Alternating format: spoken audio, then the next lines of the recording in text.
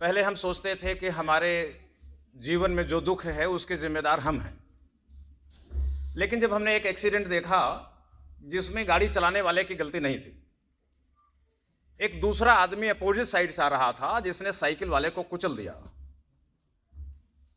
और साइकिल वाला सही जगह था, उसकी कोई गलती नहीं थी, किसी दूसरे ने कुचला जो अपोजिट साइड से आ रहा था।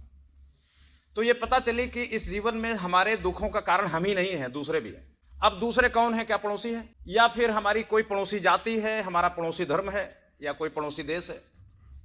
समझते समझते हमने अपनी 22 साल की उम्र से समझना शुरू किया और यह पता चली कि ये पूरी दुनिया देखने में अलग है, यह अलग प्रदेश है, आसाम अलग देश है, नेपाल, अमेरिका, ये सब जैसे हमारे एक ही शरीर के अलग अलग अंग हैं। ये अलग कुछ नहीं है, ये अलगाव केवल भ्रम है। और इस भ्रम में हम देश के लिए कहते हैं कि भाई देश के लिए हमें जीना मरना चाहिए। तो मैं सोचता हूं आसाम के लिए जीना मरना क्यों नहीं चाहिए? आसाम की जब बात करें तो गुवाहाटी के लिए जीना मरना क्यों नहीं चाहिए? और जब गुवाहाटी की बातें करें तो अपनी माँ बाप के लिए, अपनी पति के लिए ही जीना मरना क्यों नहीं चाहिए? अब अगर इन सब के लिए जीना मरना चाहिए तो विश्व के लिए जीना मरना क्यों नहीं चाहिए? तो हमें लगा कि शिक्षा भी हमारी गलत पढ़ाई गई है।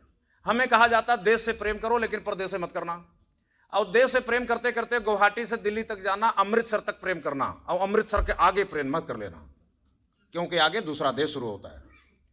तो इस तरह की काल्पनिक बातें हमारे दिमाग में भर गई हैं और हम इन झूठी और बिल्कुल बेवजह बातों में फंस करके अपना जीवन दुखी बनाए हुए हैं।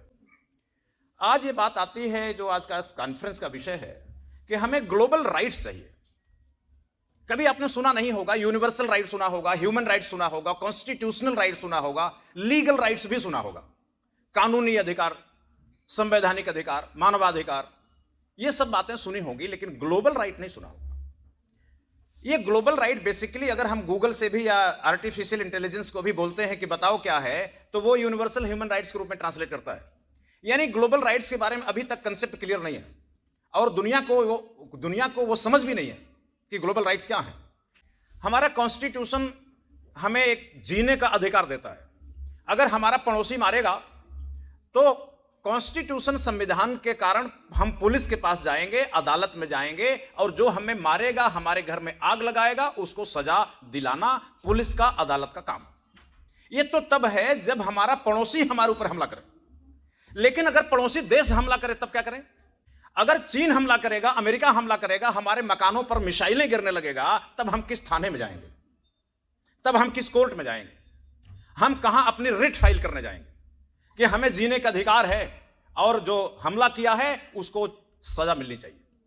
यानी कानून का शासन केवल देश के लेवल पर है, विश्व के स्तर पर अराजकता है, एनार्की है, वहां पर कोई कानून का शासन नहीं है।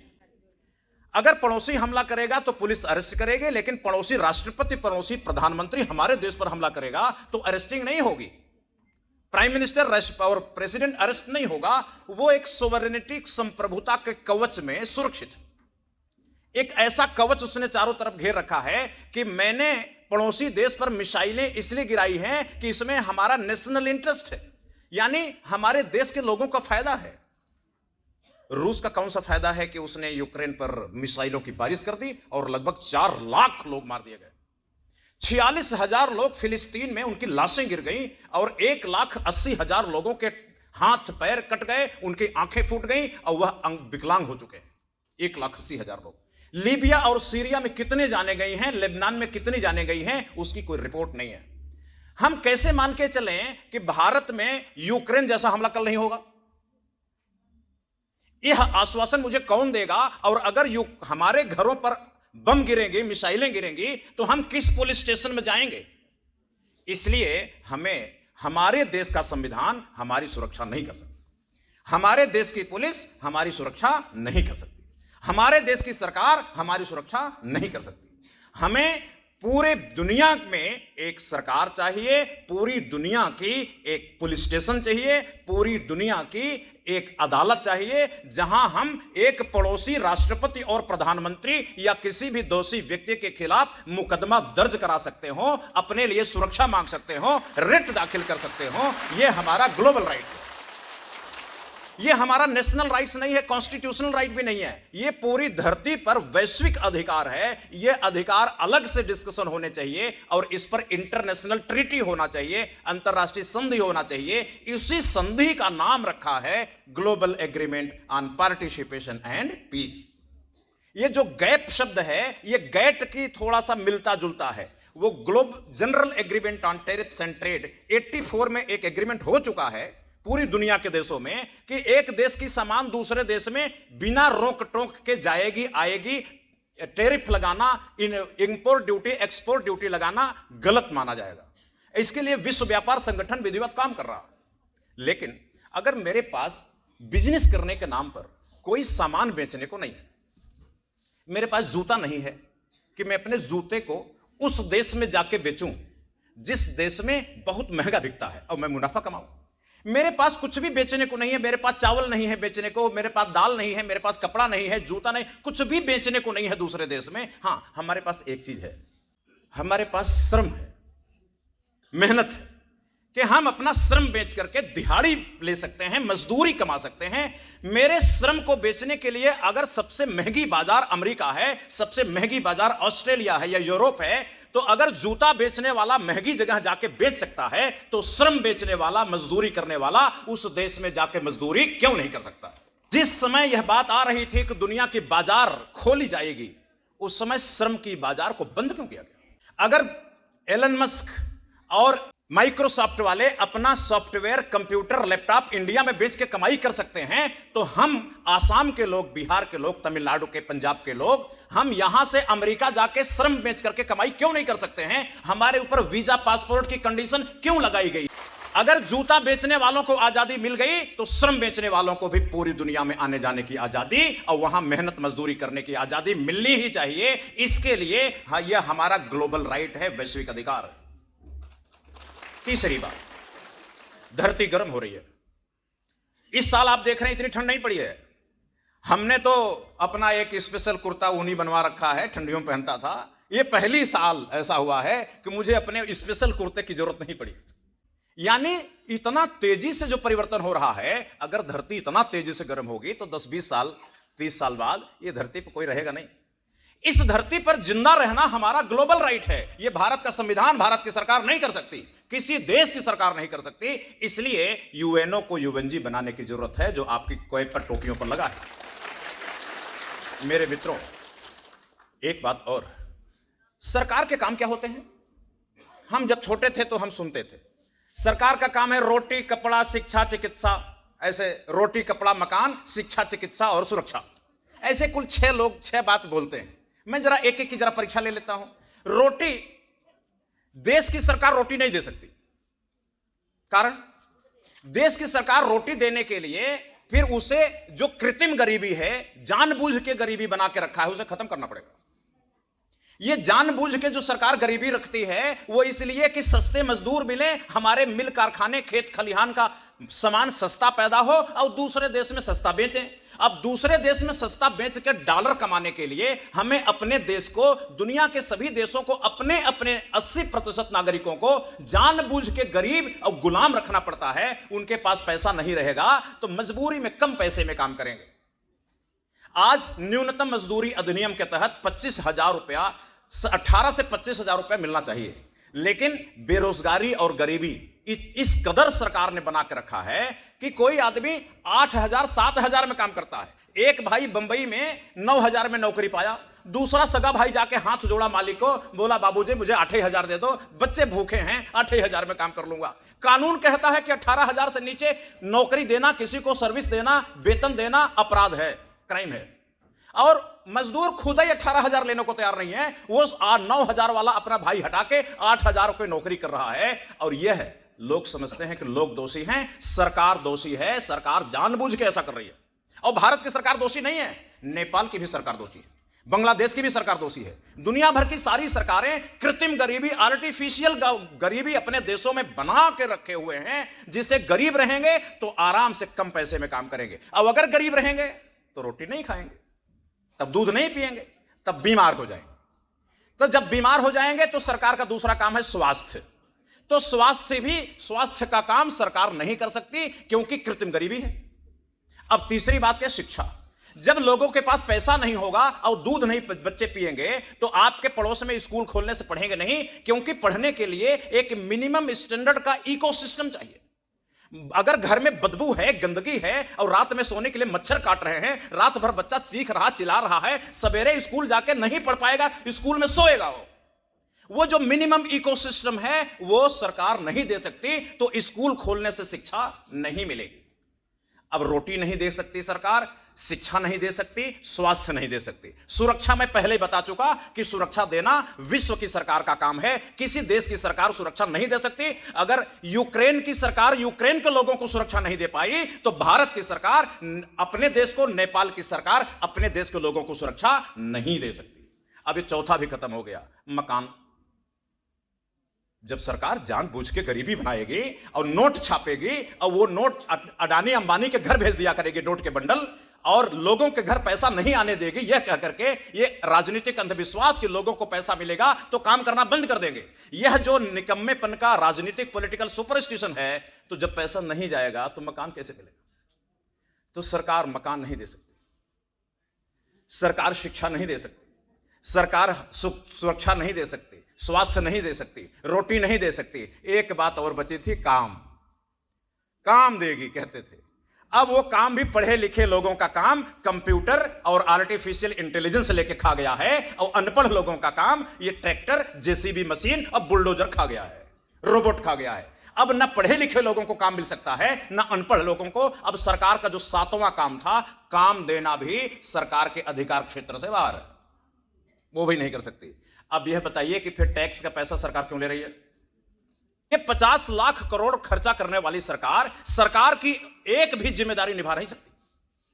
और अगर नहीं निभा सकती तो इस सरकार को सरकार ही क्यों कहा जाना चाहिए, ये प्रश्न है।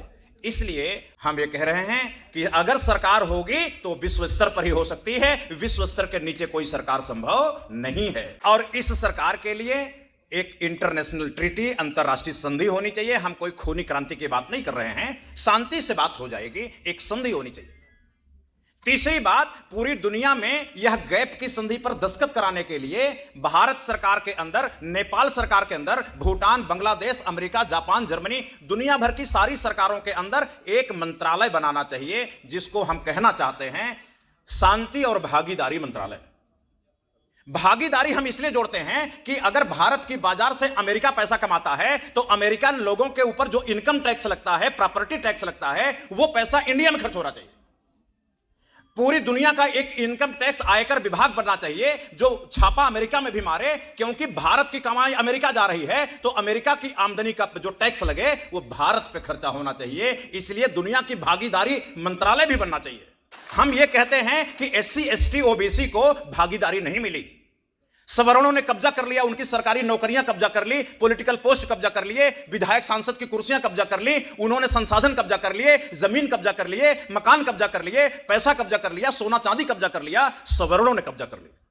किसकी? SC की, ST की, OBC की।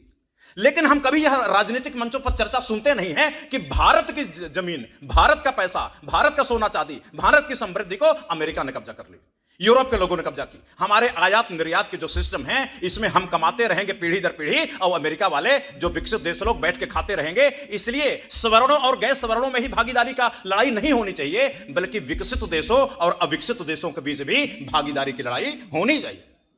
इसलिए हम चाहते हैं कि शांति हो, लेकिन वो भागीदारी की शर्त पर हो। यह नहीं कि एक आदमी भूखे मर रहा है और अगर रोने लगे तो मुंह बंद कर दे, चुप रहो। किसी भूखे आदमी को चुप कराना शांति नहीं है। हम इस तरह की शांति नहीं चाहते। इसलिए मेरे मित्रों, ये सब बातें सोचने की हैं। ये जो पुरानी बातें थी लड़ने की कि भारत से हमें आज़ादी चाहिए, जिन लोग जो आज़ाद देश बन गए वो भी भीख मांग रहे हैं। अलग प्रदेश बनाना, अलग देश बनाना, ये इतिहास के अप्रासंगिक और एक्सपायर दवाइयाँ हो गई हैं। एक्सपायर दवाई खाने से कुछ नहीं मिलेगा। हमें अलग होना नहीं है, बल्कि दुनिया को एक करना है। हमें अलग करने की बात नहीं, अलगाववाद के सारे आंदोलन छोड़ के विश्व की एकता की बात करनी होगी। वहां से हमारे घर में समृद्धि आएगी। अगर पूरी दुनिया की एक सरकार बनती है और पूरी दुनिया में वोटरों को वोट का अधिकार और उनको खजाने पर अधिकार मिलता है, तो हमारा आकलन है कि वो पूरे विश्व की सरकार में वोट देने वाले एक व्यक्ति को एक महीने में लगभग इंडियन करेंसी में 40,000 रुपया महीना केवल इसलिए आएगा क्योंकि वो वोटर है। इतना पैसा तो आप काम करके भी नहीं कमा सकते। इसलिए समृद्धि चाहिए तो एक बनो, विश्व की एकता की बात करो। अगर रोजगार चाहिए तो विश्व की एकता की बात करो। अगर शांति चाहिए तो विश्व की एकता की बात करो। अगर शिक्षा चाहिए, स्वास्थ्य चाहिए तो विश्व की एकता की बात करो। निर्यात के जरूरत के कारण जानबूझ के जो गरीबी, कृत्रिम गरीबी बना के रखी गई है, इसके खिलाफ विद्रोह होना चाहिए। और इसके लिए मैं आप सब लोगों से निवेदन करता हूं कि हाँ, जितने भी गणमान्य लोग बैठे हैं इस बात पर सोचें। हमारे तमाम वीडियोस हैं, इस पर हमारी कई दर्जन किताबें हैं। मैं एक खाली जुबान से नहीं बोलता। हमने पूरे यूनाइटेड नेशंस के का जो वैकल्पिक चार्टर होगा, संविधान होगा, उसका ढांचा भी बना लिया है। साउथ एशिया, भारत, पाकिस्तान, नेपाल, भूटान, श्रीलंका, इनकी एक यूनियन, यूरोपियन यूनियन जैसी बने, इसका भी एक संविधान का ढांचा बना लिया है। ट्रीटी पर जो संधि है वो बना लिया, केवल दस्तखत करना है, चिड़िया बैठाना है। सब कुछ रेडी बना लिया है, कर लिया है, केवल सिग्नेचर करने की जरूरत है। हम विदेश मंत्री भारत सरकार से बात किए, उन्होंने कहा साहब जनता से आवाज नहीं उठती। आप बात ठीक कहते हो, जनता से आवाज उठेगी तभी सरकार कुछ करेगी। तो जनता से आवाज उठाने के लिए आज रुक्मणी नगर ऑडिटोरियम में यह बात हो रही है कि जब जनता से ही आवाज उठनी है तो आवाज उठनी चाहिए। नफरत का अब दामन छोड़ो, वीजा तोड़ो, दुनिया जोड़ो। अब यह रास्ता एक रास्ता है, यही प्रेम का रास्ता है, यही शांति का रास्ता है। ये नफरत वाली जितनी ताकतें हैं उनको परास्त करने का भी रास्ता यही है, भारत ही नहीं पूरी दुनिया में। इसलिए आप सब लोगों को जुड़ने के लिए ऑनलाइन फॉर्म बना दिया गया है। उसको आप ऑनलाइन अपने मोबाइल से फॉर्म भर के जुड़ सकते हो। बहुत सिस्टम है। अगर कोई पदाधिकारी बनना चाहता है तो उसके लिए अलग से फॉर्म है, ऑनलाइन ही फॉर्म है, आप ऑनलाइन जुड़ सकते हो। उसमें America, Japan, Germany, Australia, Nepal, Bhutan, दुनिया के सभी देशों के लोग जुड़ सकते हैं। हम सोचते हैं कि आज जितने आदमी हैं, अगर आप आज मंच पर जितने लोग हैं नीचे हैं, अगर सारे लोग हम आज ही संकल्प कर लें कि इस मंच पर हम जुड़ेंगे भी, काम करेंगे और जुड़ा हुआ दिखेंगे भी। अगर हम केवल एक संकल्प कर लें, आज इतने ही लोग जुड़ जाएं, तो इतने लोगों के कारण लाखों करोड़ों लोगों को जुड़ने की प्रेरणा मिलेगी। मैं मिल करके भविष्य में आप सब लोगों के साथ बीच बीच में ऐसे कार्यक्रम होते रहेंगे। और कभी यहां होगा, कभी भोपाल में होगा, कभी लखनऊ में होगा, कभी दिल्ली में होगा, कभी काठमांडू में होगा, कभी ढाका में होगा, कभी कराची में होगा। सब जगह इस तरह के अवेयरनेस करके हम चाहेंगे कि भारत सरकार अपने अंदर एक शांति मंत्रालय और भागीदारी मंत्रालय बनाए। जैसे इतने मंत्रालय, वैसे एक मंत्रालय और अगर शांति मंत्रालय भारत सरकार ने ना बनाया तो हम क्या करेंगे? हम सड़कों पर आएंगे। हम सड़कों पर आएंगे। हम मिसाइलों का इंतजार नहीं करेंगे यूक्रेन की तरह कि यूक्रेन की मिसाइलें गिरे और पानी बरसने के बजाय मिसाइलें बम बरसें और हमारे प्राण पखेरु उड़ जाएं, हमारे मकानों के पत्थर उठाएं और मेरी मम्मी, मेरी पत्नी, मेरे पिता, मेरी मां की सड़ती हुई लाश की बदबू आए और उसमें हम देखें कि वो मेरी मम्मी ही है कि नहीं। हम वो दिन देखना नहीं चाहते। हमें अब कोई विश्वास नहीं है कि सरकारें सुरक्षा कर पाएंगी। दुनिया का माहौल बदल रहा है। अमेरिका का राष्ट्रपति ऐसे बयान दे रहा है कि हम यूएनओ से निकल जाएंगे, वो कह रहा हम वर्ल्ड लेबर ऑर्गेनाइजेशन से निकल जाएंगे, वो डब्ल्यूएचओ से निकलने की बात कर रहा है, वो आईसीसी से पर प्रतिबंध लगा रहा है। अमेरिका दुनिया में अराजकता के लिए तैयार है। इसलिए पूरी दुनिया में जो लोग कानून का शासन चाहते हैं और विश्व स्तर पर लागू करना चाहते हैं, अब घरों में बैठने का टाइम नहीं है, घरों से बाहर निकल करके संघर्ष करने का टाइम है। मैं इसी अपील के साथ अपनी बात का समापन करूंगा। आपने मेरी बात ध्यान से सुना, बहुत बहुत धन्यवाद।